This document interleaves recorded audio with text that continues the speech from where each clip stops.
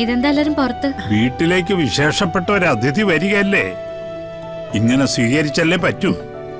എല്ലാവരും എന്നോട് പൊറുക്കണം.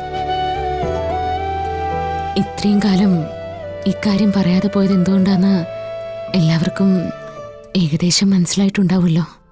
എന്റെ അവസ്ഥ കൊണ്ടാ.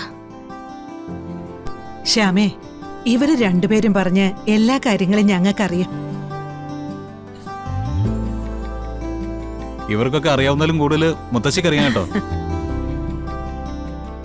ശ്യാമാമ്മയോടും ഫിദാമ്മയോടും ഒന്നാണെന്ന് എനിക്ക് സംശയം തോന്നിയ ദിവസം തന്നെ ആദ്യമായിട്ട് ഷെയർ ചെയ്തത് മുത്തശ്ശിയോടാ.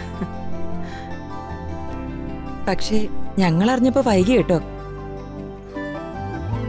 പറഞ്ഞിട്ട് കാര്യമില്ല, മുത്തശ്ശി മക്കളും ഒരേ പ്രായക്കാരാ കൂട്ടം ചേർന്നിരിക്കുമ്പോ. ശ്യാമ വരൂ.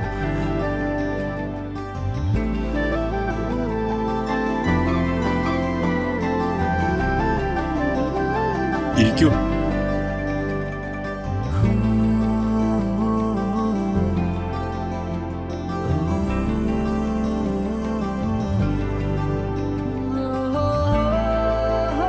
ഞാനിവിടെ എല്ലാവരോടും പറയുകയായിരുന്നു, ശ്യാമയെ പോലെ ഒരു അമ്മയെ തിരിച്ചു കിട്ടിയത് കൊണ്ട് ധന്യമായത് രാധികയുടെ ജീവിതം മാത്രമല്ല, കണിമംഗലം കൂടിയാണ്.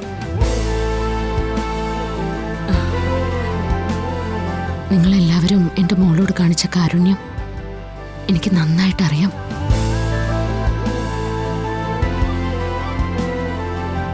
അവളുടെ ജീവിതത്തിലെ ഓരോ നിമിഷങ്ങളും അവൾ എന്നോട് വിശദീകരിക്കാറുണ്ടായിരുന്നു.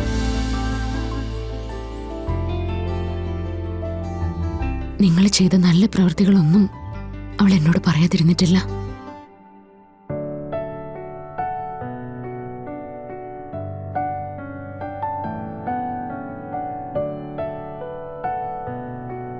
കണിമംഗലം പരമേശ്വരൻ എന്ന അങ്ങയുടെ പദവിയെക്കുറിച്ച് എനിക്ക് നന്നായിട്ടറിയാം.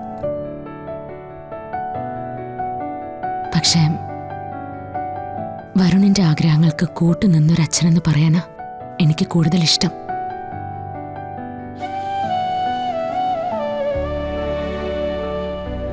അങ്ങ് വരുണിനെ സ്നേഹിക്കുന്ന എത്രയാണെന്നും എനിക്കറിയാം.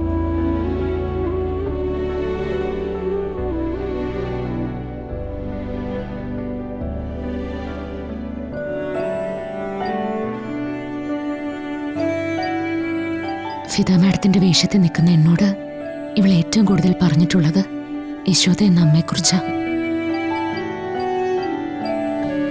അത് കഴിഞ്ഞാൽ പത്മിനിയെക്കുറിച്ചും.